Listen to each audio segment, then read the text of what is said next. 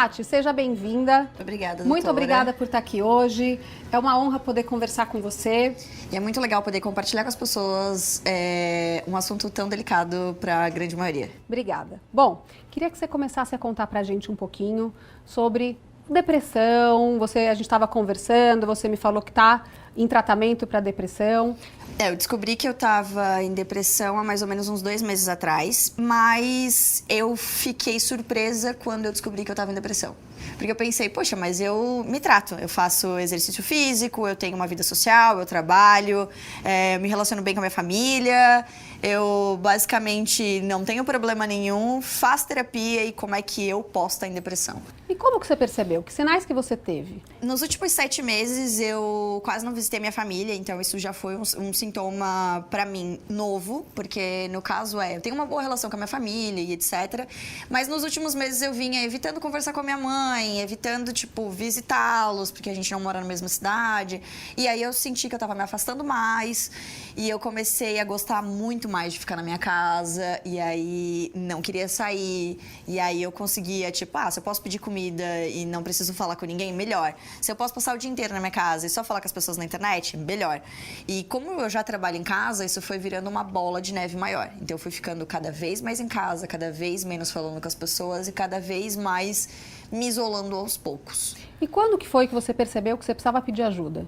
Nos últimos 2 meses, eu já não estava tão bem assim, eu estava abalada bastante emocionalmente, no sentido de muitas coisas me deixavam triste, muitas coisas me incomodavam, pequenas coisas viravam grandes problemas, eu não conseguia ver solução para nada.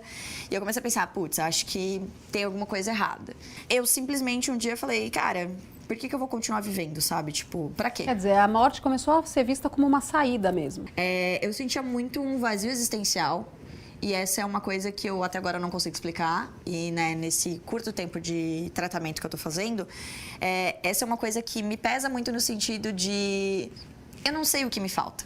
A gente tem a vida dos sonhos para todo mundo e eu realmente sou muito grata pela vida que eu tenho e realmente eu sei do alto do meu privilégio as coisas boas que eu tenho e eu não seria hipócrita de vir falar aqui, não, porque eu tenho muitas dificuldades. Eu não tenho problema. E aí, às vezes, eu paro e penso, será que me falta um problema? Será que me falta? E, eu realmente não consigo dizer. Não consigo dizer. Mas acho que isso que a Paty está falando é uma coisa super importante, porque quando a gente começa a ver que tem uma tristeza muito grande, sem um motivo aparente, e essa tristeza começa a ser, de uma certa forma, paralisante, quer dizer, não tem nada que explique, começa a ter um isolamento maior, as coisas não fazem mais sentido, e a morte começa a ser vista como uma solução, como uma saída, é sinal que precisa de ajuda, né? É muito estereótipo, né? A gente, quando pensa na pessoa depressiva, a gente pensa naquela pessoa que não levanta da cama, que não come, que não sai de casa, que não fala com ninguém.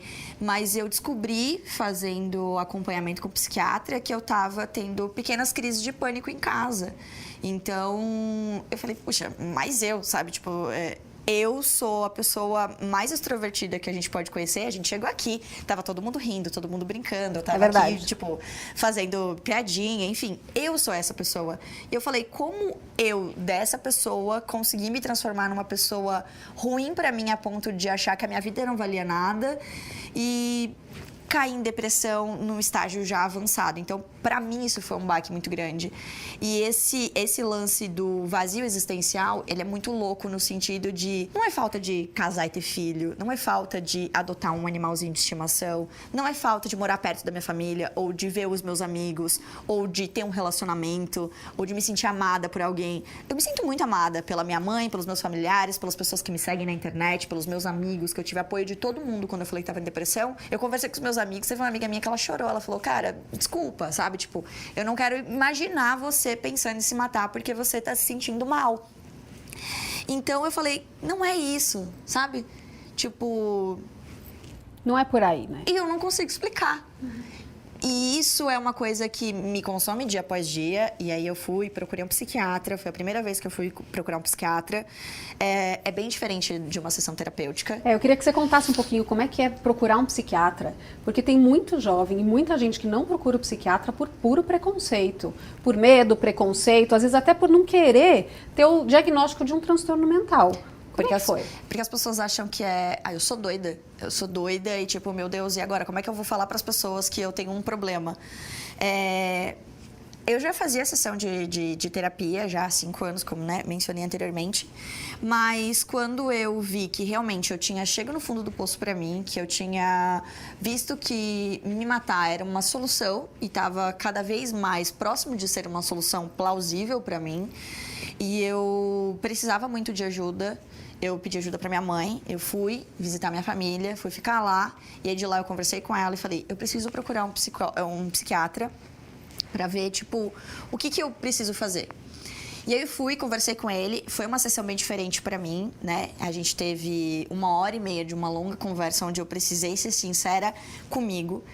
E você não precisa ser sincero com o médico, você precisa ser sincero com você. Então, quando eu vi que eu realmente precisava de ajuda, eu tive que ser sincera comigo e foi uma sessão muito pesada para mim, porque foi muito difícil eu ter que falar para ele como eu estava me sentindo. E naquele momento eu tive que ser a mais sincera possível comigo. Porque eu falei, eu não tô fazendo isso pra ninguém, sabe? Tipo, eu não tô fazendo isso pra agradar minha mãe, eu não tô fazendo isso pra agradar minha família, eu tô fazendo isso pra mim. E eu tive que ser a prioridade naquele momento. E é muito difícil. É muito difícil você chegar pra uma pessoa e falar... eu tô sentindo isso, isso e isso, eu pensei em me matar, eu não vejo sentido, eu entendo o alto do meu privilégio, não tenho problema nenhum, porque, na verdade, eu me sentia culpada por achar que eu não tinha problema nenhum e era errado eu reclamar disso. Então, isso, pra mim, foi um processo muito difícil de aceitação.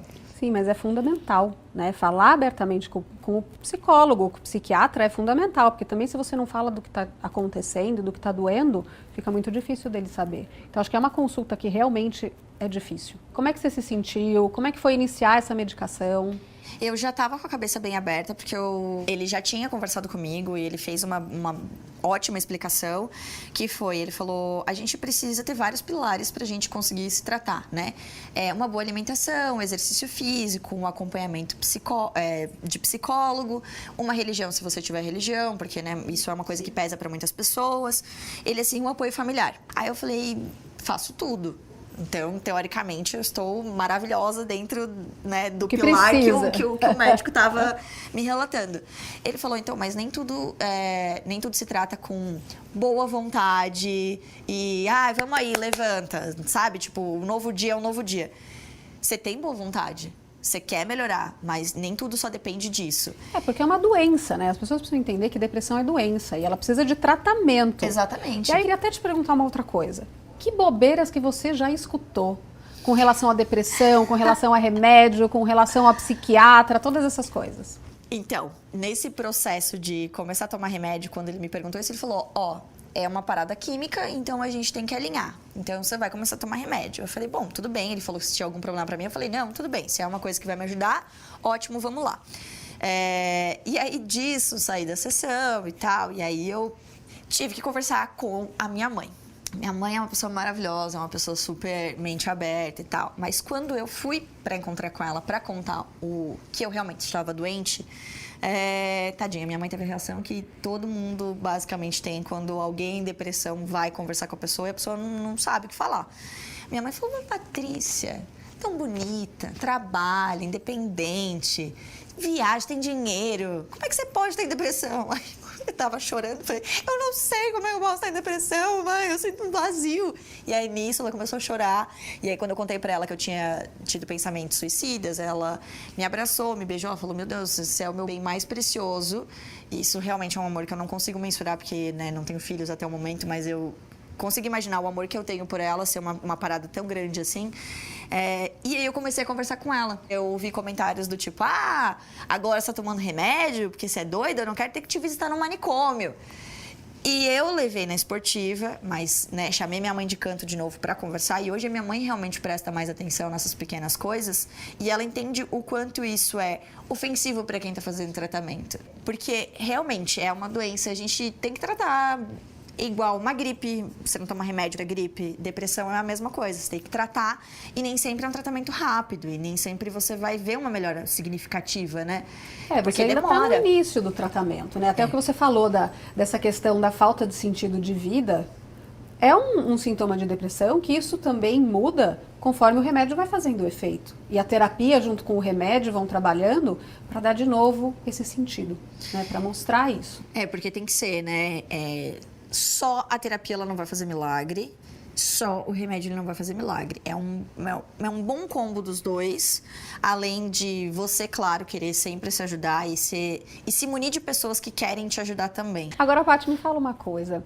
O que faz bem ouvir? O que as pessoas podem falar para uma pessoa com depressão de uma forma que possam ajudar essa pessoa?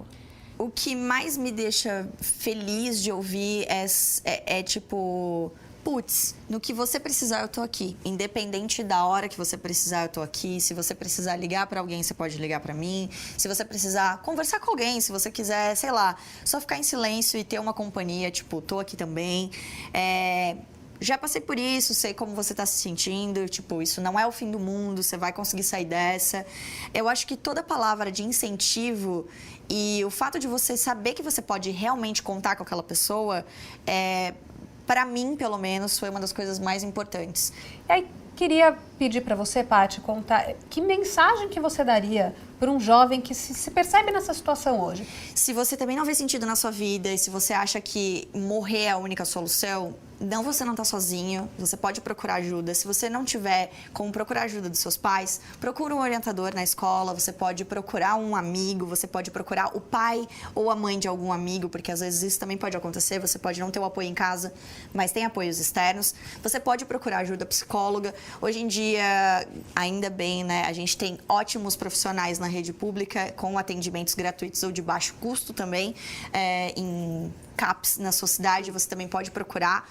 Tem também sites de prevenção a suicídio na internet, tem fóruns, você pode entrar em grupos de apoio também. Você pode procurar ajuda nas redes sociais também, porque existem pessoas para ajudar nas redes sociais. Então, assim, hoje, graças a Deus, a gente é munido de muita informação positiva sobre o assunto e, aos poucos, a gente está deixando de tratar a depressão como uma frescura e sim como uma doença. E não é motivo de vergonha nenhum você falar que você está doente e você precisa de ajuda. Então, por favor, se você é jovem ou se você já não é mais jovem, se você é um jovem adulto, se você já é um idoso, porque também a gente tem pessoas de outras faixas etárias que sofrem com depressão, e é importante a gente ressaltar que todo mundo merece uma atenção e merece procurar ajuda. Então, se você acha que você pode estar em depressão, procure ajuda.